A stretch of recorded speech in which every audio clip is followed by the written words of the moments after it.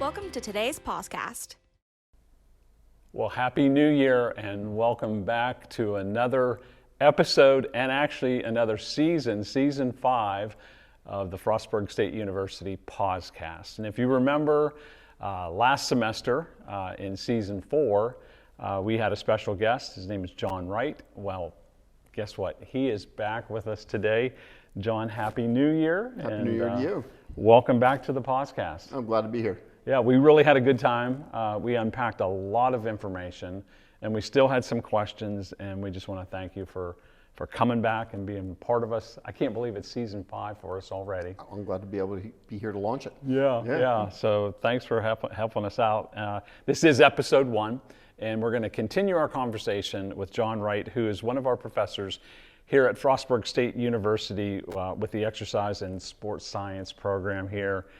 He's an alum, back in '93, graduated with a health and physical education degree. Yep. And then you moved over to Ohio a little bit, Ohio University, and got your master's in science and athletic training. So, and has been doing a lot of great things here, helping athletes and non-athletes, and doing a great job. We appreciate you. And thank you. Thanks for coming back. Oh yeah, glad to be here. All right, so let's get busy. Let's do it. This first one, near and dear to my heart because I need to work on it. So we're hearing so much about the importance of working your core. Mm-hmm. You know, first of all, is that true? Yes. You know, and so why is it important? You know, and wow. What do we do? A lot to unpack with this one. Yeah. So let's start with the simplest thing. The core, basically we're talking about everything from your knees to your shoulders. That's the core of your body. Right. And generally most people, when they think about the core, they think about just the abs. Well, it's much more than that. Yeah. Essentially, it is the abs, okay, I will say that, but there's your lower extremities and your upper extremities are connected to your core. So the idea of the core, the center of your body is, well, it's actually kind of complex. But the first thing, the simplest thing, the most important thing, I think, is that why should we work our core? Because our core is essential for transferring energy from the lower extremity to the upper extremity and vice versa. Okay. So for example, if you're a golfer, you're not swinging with your arms, you're swinging with your entire body. You generate the force from the ground up. So your feet, you're pushing against the ground is pushing back, and that's where the energy is coming from. So we have to somehow get that energy from your feet and the ground to the club, and the core is where that transfer occurs. Okay. Now, herein lies the problem. When we talk about the core, we're talking essentially about the spine, the pelvis, and the spine.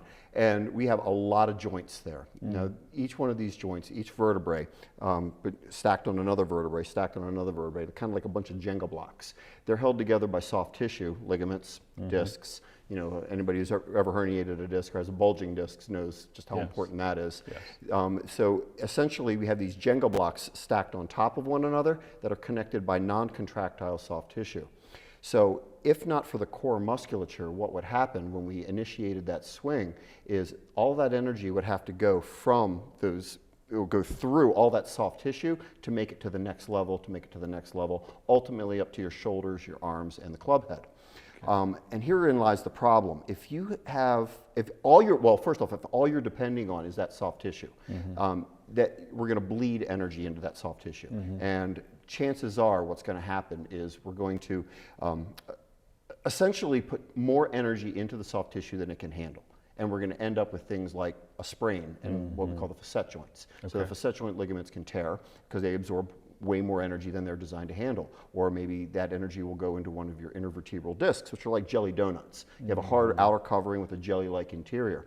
And if we put too much energy into that, then that jelly-like interior can either bulge outward, it'll weaken the outer covering, bulge outward, and in some cases actually rupture, putting pressure on the nerves that come out between the vertebrae. And now we have numbness, tingling, weakness, in some cases extreme pain associated with that. So herein is this is the rub. If you have strong musculature from your hips all the way up throughout your spinal column, then what you can do is voluntarily, and in some cases reflexively contract those muscles, transferring the energy around that soft tissue, and instead of bleeding energy into those ligaments and discs, what essentially then will happen is the energy will get transferred. And so it's either going to get transferred or absorbed. So it'll get transferred up to your upper extremities and essentially increasing your strength of your swing. You're going to have a much more powerful swing. You're going to put a lot more energy into the ball. The ball's going to go a lot farther, and you're going to protect that delicate soft tissue in your spinal column. It's not just swinging a golf club, though. It's picking up your baby, or picking up a bag of dog food. Sure. If you are in combat sports, it's throwing a punch. Same thing. If you remember Mike Tyson, one of the things that made Mike Tyson so great was he had such a powerful core. So when he initiated a punch, thank God I was never on the opposite side of that. He was driving from the ground, and by the time that energy reached his fist, it was already moving 100 miles an hour. Wow. And good luck avoiding that. Yeah. So essentially, two things happen with a strong core. You end up with better performance because better force transfer from between the upper and lower extremity, so you don't bleed energy away. All the energy you generate gets used in a hopefully positive way. And that's the number one thing. But second thing is it's injury protection. It protects that delicate soft tissue and prevents that energy from getting absorbed where it shouldn't be. And ultimately, that's the number one reason that we train the core. But, and here's another thing, this is recently discovered. We found, and this is really fascinating, this is one of the things I really enjoy. We're an overstressed society, no question about it. I mean, stress is absolutely a problem. Back pain is a real problem. And we know this. As a matter of fact, this is something I want to talk to you later on about when we go over to the lab. And one of the things that we've identified is that, we have the fight and flight response, but there's a little known third component to that, which is the fright response. So fight, flight, and fright. And part of the fright response is either freeze, which some people do, like think of a possum, when a possum gets scared, or those fainting goats, the famous fainting goats. Or another thing a possum does when it gets scared is it curls into a ball, goes into a fetal position. Well, so do humans. We do the same thing. And if we can't fight or flight in a stressful situation, say your boss is screaming at you about those reports that you were supposed to have filled out, you can't fight or flight your boss, because if you do those two things, you're now unemployed and probably in jail. So instead, what we're going to do is we will probably go into a fetal position. Now, of course, you go into a fetal position at work, that's not going to look good, so we resist that urge, but the same principle is still happening. We know that there are certain muscles that are going to fire in order to basically pull your arms in to protect the soft and squishy parts here, pull your head down to protect your carotid arteries here, and then your hip flexors are going to flex in order to pull your knees up in order to, again, protect the soft squishy parts here. So if it was a bear that was trying to eat you, you could let the bear chew on the muscular back, you'll live. But here, you'll probably die. So you're going to be in this fetal position, and it's a reflexive action that we've identified that happens. So this is really one of the more fascinating things about this. We have through, and this is kind of crazy, but by using rabies as a progressive neurological disease, tracked the pathway of the motor neurons to the hip flexors. And we found that by essentially we used rhesus monkeys. It's pretty barbaric, but we injected rhesus monkeys in their hip flexor muscles with rabies, and then progressively tracked the progress of that disease throughout the nerves, and we found that by the time it reaches the brainstem, it starts to split apart. And one part of it goes to the motor cortex, where voluntary control, because we can voluntarily control our hip flexors, but the other part, interestingly enough, went to the amygdala, which is part of the limbic system and what controls the fight or flight response. So it becomes an autonomic response. Well, here's where it gets really, really interesting.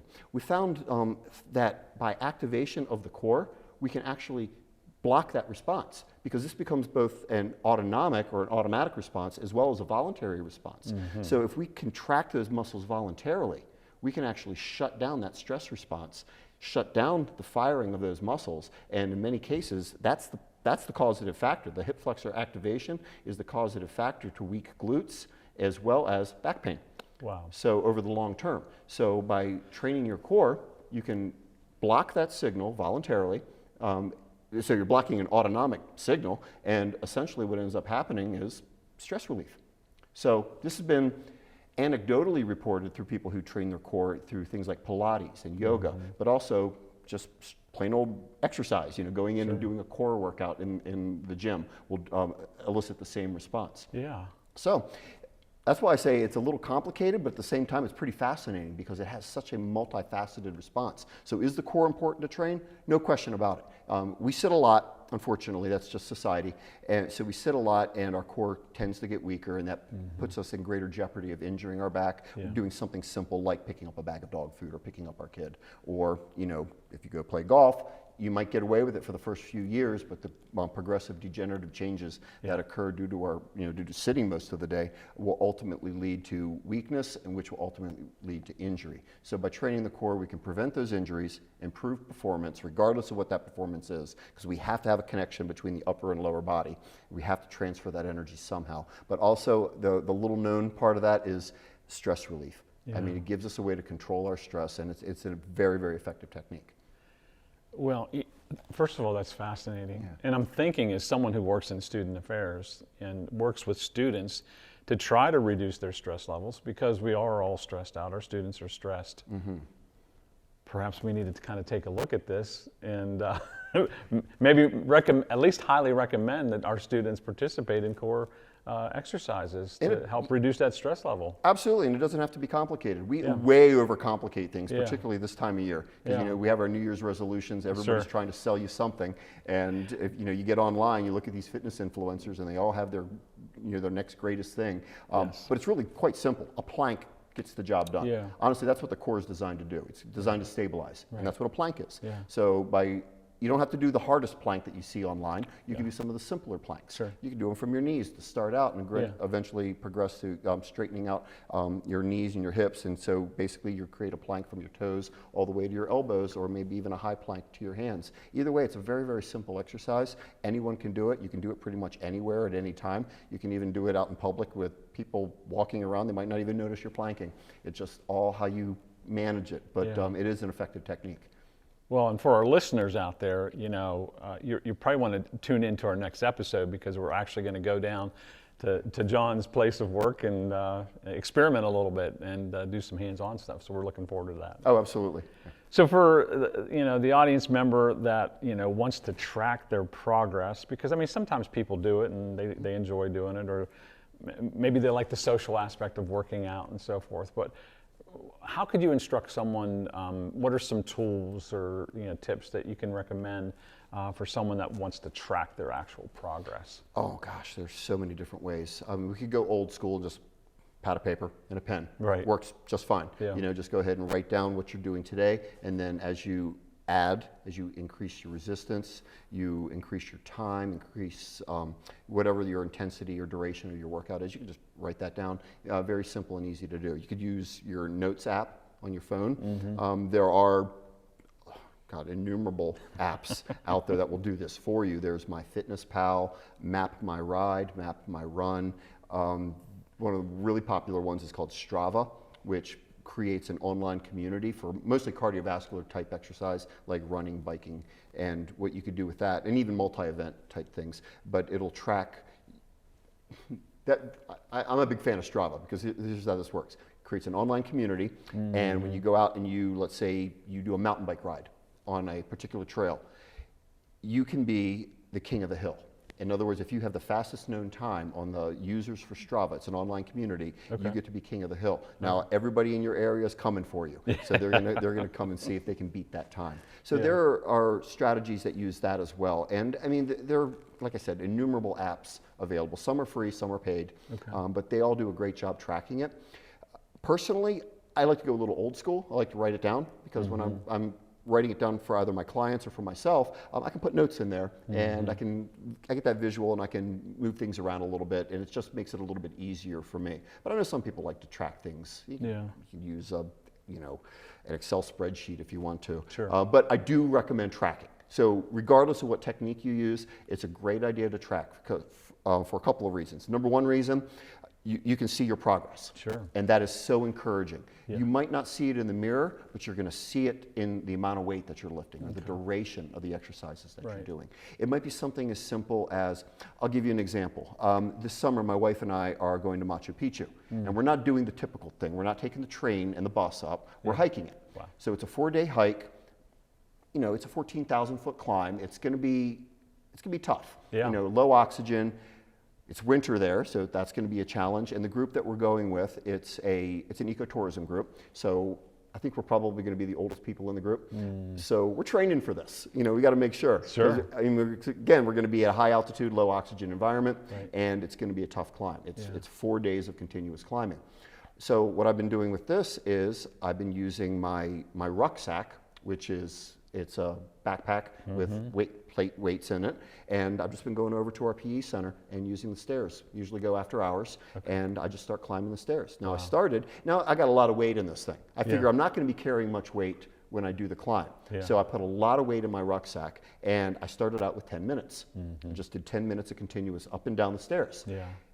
Next week, 11 minutes. Right. Next week, 12 minutes. I'm just adding 1 minute every week. Yes. And the way I figure by the time I get there, I'm going to be up to, a little over an hour of continuous climbing. Just put my headphones on, listen to music or a podcast, like this podcast, and as I go, and I'm just going continuously, but I'm tracking that. I'm tracking that 1 minute per week increase. Yeah. And that way, even if I don't see the difference physically in the mirror, I know the difference is there on how I feel and on the amount of time that I'm putting in.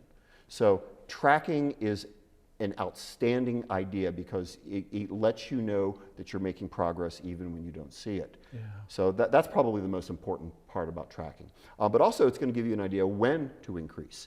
Like we have it's not a hard fast rule, but it's a general rule in weight training. If let's say you're doing an exercise and you're training with 12 repetitions. So you're going to do each, like a bench press, you're going to do it 12 times. And hopefully about 11 it's getting more difficult. By 12 you should reach fatigue. Well, when do you then increase the amount of weight? So we use the 2 for 2 rule. And what that means is if you can complete 2 more repetitions beyond your target repetition set, 2 exercise sessions in a row, that's the 2 for 2, it's time to increase your weight. Oh. So that means it wasn't a fluke, you weren't having a good day, it's just you've actually adapted. And so using the 2 for 2 rule, you don't know unless you've been tracking this, you've been writing things down. Yeah. So it keeps it simple, it keeps it effective, and it keeps it efficient. So I definitely recommend, whatever method you decide to use, I think it's a good idea to track. I love that. I remember years ago, I heard Zig Ziglar, motivational speaker, and one of the best, I think. And he was in terrible shape. He smoked, he didn't eat right, and he decided at 45 that he was just going to turn things around. And so he tells this story. He got out of his house, he walked to the stop sign, which is just a few feet away from his home, and he turned around, he sat on the couch, and he goes, that's enough. The next day, he walked to the stop sign and then took 1 step. And then each day, he kept adding a step and a step. Before you know it, he's running miles. Wow. Yeah. So again, tracking progress, that was his way of tracking. 1 more step today, 1 more step the next day. Yeah, I think it's a good rule for life. Yeah, absolutely. No, if I can interrupt really quickly, there is a dark side to tracking, and I've actually fallen into this as well. I used to race mountain bikes, and I found that I was tracking everything. I was tracking my wattage, I was tracking my heart rate, my speed on different segments of each race or each trail that I was riding. Yeah. And one day I got out to the trail, I was on my bike, putting on my heart rate monitor, adjusting everything, got my computer on my bike, and then I was like, I'm forgetting to have fun. Yeah. So I was so focused on the metrics, on the data, and I was making progress, no question. It was helping, but I forgot to have fun with it. Yeah. And so I put everything away for a year. Yeah. Everything. I wouldn't even wear a watch on my rides. Wow. And I found that I was having fun again. I was experiencing nature again, listening to the birds, experiencing how green the greens were and how brown the dirt was. Sure. And I was noticing things that I hadn't noticed in a long time. And then I gradually started adding back. So now all I do is I wear my Garmin watch. That's the only thing I wear. It tracks my speed, tracks my elevation gain and decline, tracks my heart rate. That's all I really care about at this point. I'm not tracking anything else. But I guess the caveat is this. Tracking is great as long as it's helping you meet your goals. But if your goal's to get out there and have fun, to recreate, maybe back off a little bit on it. Just don't go to the dark side. Yeah, I think that's really important. So basically what you're saying is, tracking your progress, but not at the expense of taking the joy from it. Right. Yeah. I think a key example of that, particularly this time of year, is the scale. So I tell my students this all the time, and the scale is your best friend, but also your worst enemy. So the vast majority of people get involved in fitness activities and dietary modification for one reason and one reason alone. Now, health is a big reason, but usually it's to lose weight, and a lot of times it's just to look better and feel better about themselves. No, and that's an absolutely legitimate, valid reason to do it. But the one tool they use is the scale. Now, all the scale does is measure how you react to gravity. That's it. It's just how much is your mass. Now, there's a lot of factors involved there. It's your bone mass, your muscle mass, your body fat, your hair, your organs, how much you ate last night. I mean, if you went to an all-you-could-eat buffet the night before, and you step on the scale the next morning and you weigh a little more than you wanted to, give it a couple hours. It's all going to come out in the end, literally and figuratively. It's you'll probably lose weight almost immediately. But unfortunately, the tool that we're using is just the scale, so it's only giving you an incomplete picture about exactly what your progress is. So if the only tool you have is your scale, my recommendation is this: only use it once a week at the same day, the same time. That way you can get some consistency there and try to recreate the exact conditions, because again, like I said, if you ate a little bit more the night before, it's not going to turn into body fat overnight. That's just not how it works. It's sitting in your intestines digesting. Like I said, give it a little bit of time. If you're a little dehydrated, okay, that's going to affect your body weight. That's probably the biggest fluctuation. And most people who, if they use a scale and they weigh themselves every day and they get very, very frustrated by fluctuations in their weight, it's usually water weight. It's simply hydration status. They may be a little dehydrated one day, a little hyperhydrated another day, and that's going to show up on the scale. Well, it's an inaccurate picture. You're using a hammer to screw in a screw. You're using the wrong tool for the job. They're both valid tools, but it's the wrong one. So that's why I say, if you're going to use a scale, which is a valid tool, use it for what it's for, which is going to be long-term weight loss, and in that case, once a week, max. Okay. So you mentioned hydration, so I'm going to jump down to that question, since you mentioned it. How important is it, and how do we effectively hydrate ourselves? Okay. Well, we're about 80% water, so it's pretty darn important. You want to make sure you replace what you lose. There's no real formula for hydration. I think one of the most effective ways of monitoring your hydration is, and this is kind of gross, but look at the color of your pee. If your pee is light yellow to clear, you're probably hydrated. It's not perfect though. If you are on a high protein diet, for instance, you may be excreting a large amount of nitrogen. And in that case, it's going to make your pee a little darker. If you're taking a multivitamin, now you have very expensive pee. You're going to use what you need, but you're going to excrete the rest. And it's going to make your pee almost neon in color, but it's going to be darker, it's going to be brighter, and it's not going to be a good indicator of how hydrated you are. But by and large, all things being equal, looking at your urine color, as long as you're peeing clear, you're probably okay. Well, it doesn't have to be clear, clear to yellowish. Like the hay color. And if it's dark, well, okay, then you're probably dehydrated. So how often should you drink? Well, as often as you need to. I mean, thirst is a good indicator of how hydrated you are, but it is delayed. So some experts will say it's not a good indicator. Well, acutely, probably not, but in the long term, it is a pretty good indicator of how hydrated you are. So just make sure that you are, personally, I carry a water bottle with me to class, with me all the time, and it's there to remind me to drink because, we get busy, we forget to do it, and I'll sit there and in that way I maintain my hydration status. But by and large, I think we put a little bit too much emphasis on this, that we try to create these formulas or these goals. We have to, drink 10 glasses of water a day. Well, maybe if you're in the desert, 10 glasses of water a day would definitely be a good target because you're going to sweat a lot. And so it's going to also be related to your activity level, how hard your body is working to cool itself. So in hot, humid environments, you're going to sweat a lot. And therefore, you're going to need to replace a lot. This time of year, it's a little cooler. You might not be sweating as much. You could probably get away with drinking a little bit less. So by and large, just let thirst be your driving factor here. Just make sure you drink. I think you'll be okay. Sounds good. How about stretching? Because if you get online, there's all kinds of philosophies and schools of thought about this. I mean, personally, I really enjoy it, especially as I age. I think it's important because, I don't want to get stiff. I don't want to feel that achy kind of a feeling. But talking to the expert today. So what's your feelings about stretching? Boy, again, a lot of answers to a simple question. Well, first off, it's not always necessary to stretch. I know some professional and Olympic level athletes who probably haven't stretched a day in their life. However, when they exercise, particularly weight training, they work through a full range of motion. And that activation through a full range of motion is sufficient to maintain the suppleness of their connective tissue, and there's no need to stretch in that case. I know a lot of other people who work desk jobs who are basically in this position for a minimum of 8 hours a day. They take their commute into consideration. In fact, they go home and watch TV, sit at the dinner table, etc. So they're in a seated position quite a bit.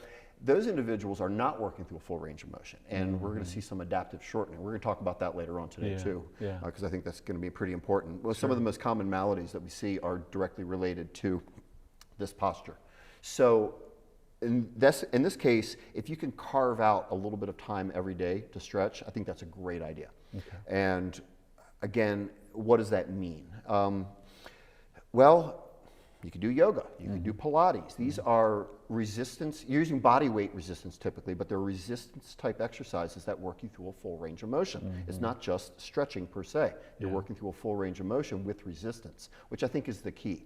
Now, passive stretching in and of itself, where you just drop down on the floor, put your leg out in front of you, go to the point where it's tight and hold it a little bit.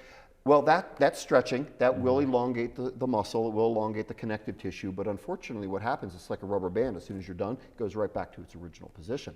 What we found is that typically when we have a lot of spasticity or shortness to the connective tissue, it's directly correlated to weakness of that muscle. So a weak muscle is a tight muscle. And the reason for that is it's the difference between what we call passive flexibility and active flexibility, or passive tension and active tension. And here's what happens. If a passive tension is the actual connective tissue, the tightness, like a rubber band. If I took a muscle, if I cut a muscle off of your leg, for instance, I would be able to stretch. You'd be surprised how far I could stretch it. But if I left that muscle intact on your body, connected to your nerves, you might have a lot of tightness in that muscle. And the reason for that muscle is activated through active tension. The motor neuron's firing, it's contracting the muscle because that muscle is maintaining your posture or it's holding a position. Now, why? Well, there could be a lot of reasons why it's holding that position, but it's holding that position, and that's that active tension. So there's a quick experiment that you can do. What you do is go ahead and do this. I want you to take one leg, put it out in front of you, just like this, point your toes up. Let's do this one. Okay, I want you to lean forward until you feel tightness in the back of your hamstring or the back of your calf muscle. Okay, yep. Okay, tell me when you feel tight. Yeah. Okay, now hold that there. You're experiencing active tension right now. Your nervous system is firing those muscles, trying to protect you. It's protecting that muscle. But if you hold it, you notice the tension's releasing, getting a little easier. Now you can go a little farther. Yeah, you can lean down a little farther. Pretty soon you're grabbing your feet. You're able to touch your toes. If you hold that, you still have active tension. Give it about 5-10 seconds. It's going to release.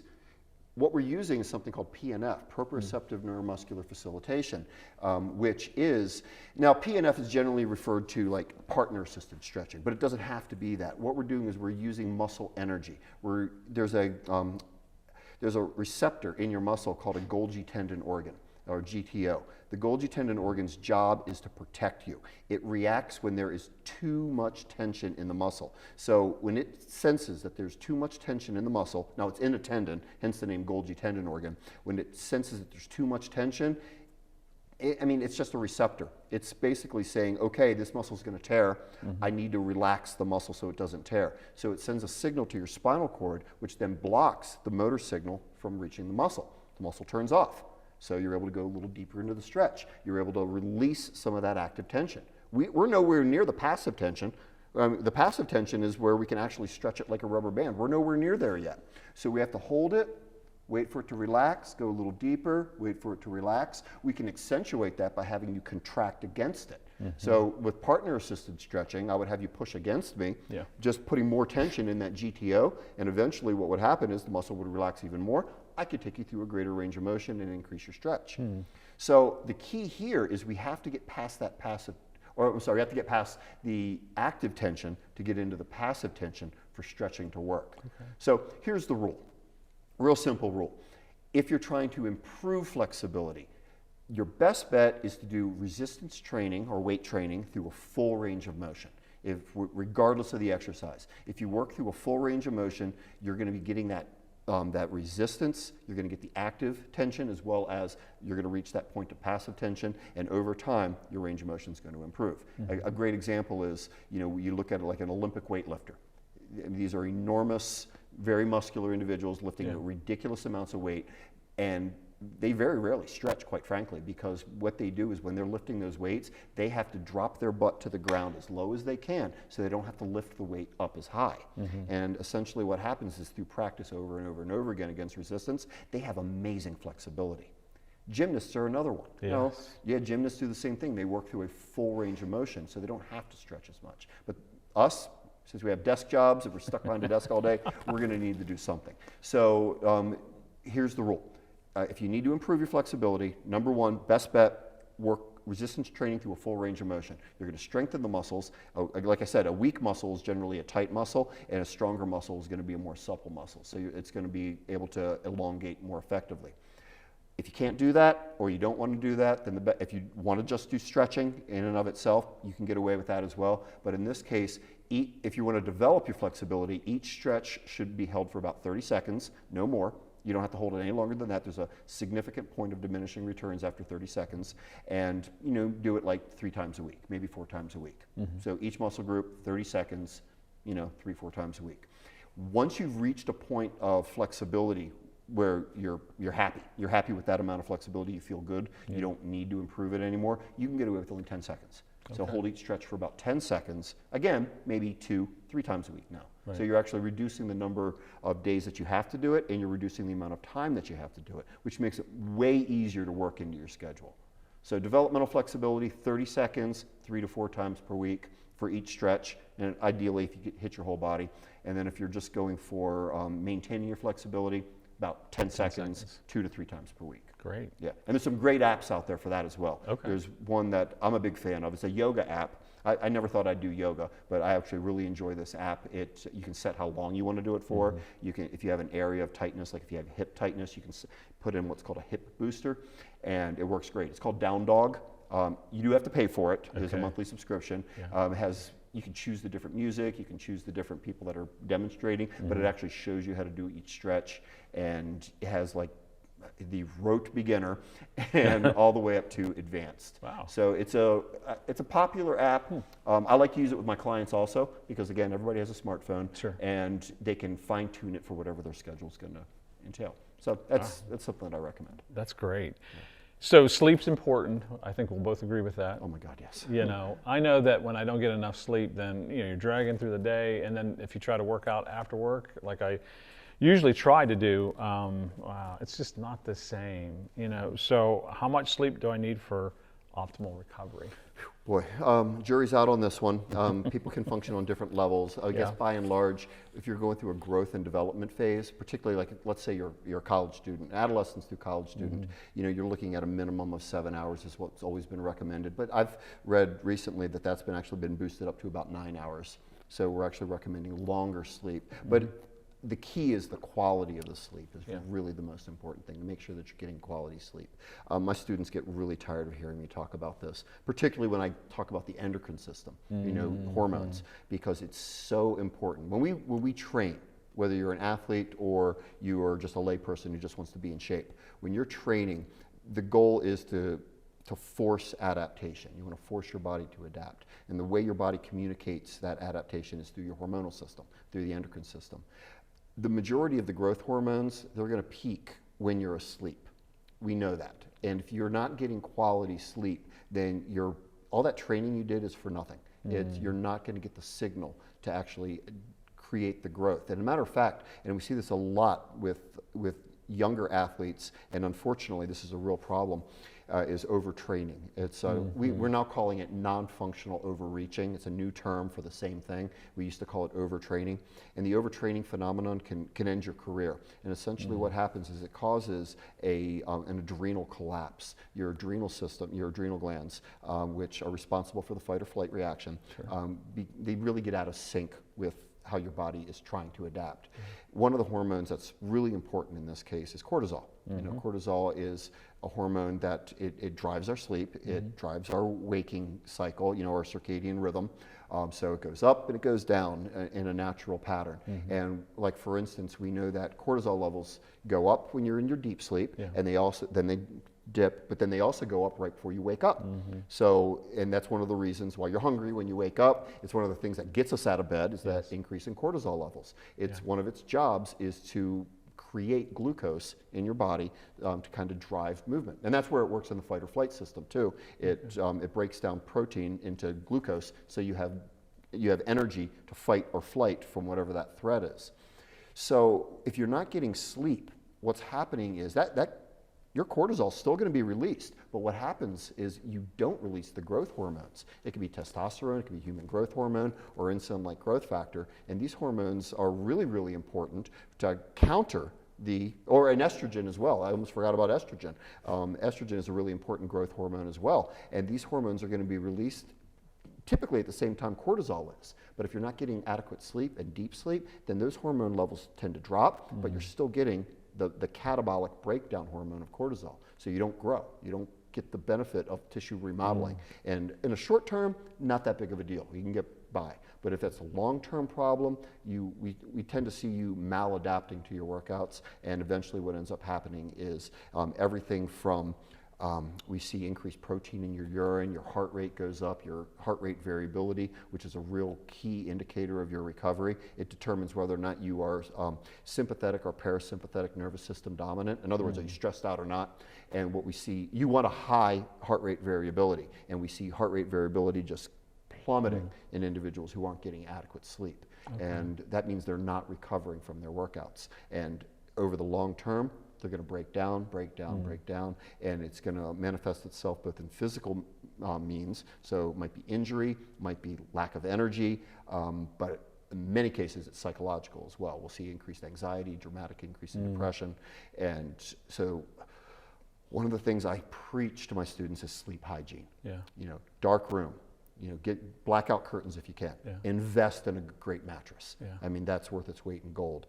Shut off any electronic device at least an hour before bed. Even those blue blocker glasses, they haven't been shown to be as effective as their marketing tends to lead you to believe. So just read a book. Boy, I don't know if anybody's going to be able to relate with me on that one, but shutting off TVs, shutting off screen time about an hour before bed, because what the blue light from your screens is essentially doing is it's telling you that you're awake. It's time to wake up, just like looking at the sun when you wake up in the morning. And if you're looking at that screen right before bed, it's shutting down the release of melatonin, which is going to delay your ability to get to sleep. Your brain thinks you're waking up rather than going to bed. Cool off your room. Drop the temperature of the bedroom. If you can drop it down to about 64 degrees, that's going to be ideal. Sounds cold, but your body actually sleeps better in a colder environment. If you have a smart thermostat, you can set it up on your app that it'll do that for you. You know, right before bed, it'll drop the temperature down. Try to, you know, if you have pets, don't let them sleep in the bed with you. And you can play with them, rub their bellies before they bed, then kick them out, because you don't want anything disturbing your sleep at that point. But ultimately, I really truly believe that if you invest in sleep hygiene and you make sure that you're getting not just adequate duration sleep, but quality sleep, I really think that it's gonna pay off big time in the long run. So sleep's pretty important. I can't emphasize it anymore. To put it in a very compact, very digestible way, exercise is stimulus, and then everything else is recovery. And we want to optimize recovery. Stimulus without recovery is worthless because it's just going to lead to your breakdown. So you really, really want to emphasize how well you recover from your workouts, or from anything for that matter, just your day. Well, great point, and that's a great way to kind of close out this segment. Unfortunately, we're out of time. But the good news, folks, is that John has agreed to meet up with us again in the next hour, and we're going to do some filming down in your lab, right? Down in our weight training lab. Yeah. So we're looking forward to that, and I'll save some of my questions for our hands-on approach here in a little bit. Awesome. Well, thanks for being with us again. Yeah, my pleasure. Certainly good to see you, and Happy New Year. Yeah, thank you. You too. Yeah. Well, listen, again, I'm Don Swager, director of our Safe Office here on campus and your host for the podcast. It was wonderful having you today. And if you have any interest in being a guest, at the end of the show, you'll have some information on how to get a hold of us. So please give us a call or email us, and we'll be glad to converse with you. If you have a topic that you want us to cover throughout the year, please let us know, and we'll look into it. Well, remember, healthy choices equal healthy lives. It was great being with you again. Happy New Year, and hope to see you again soon. Take care.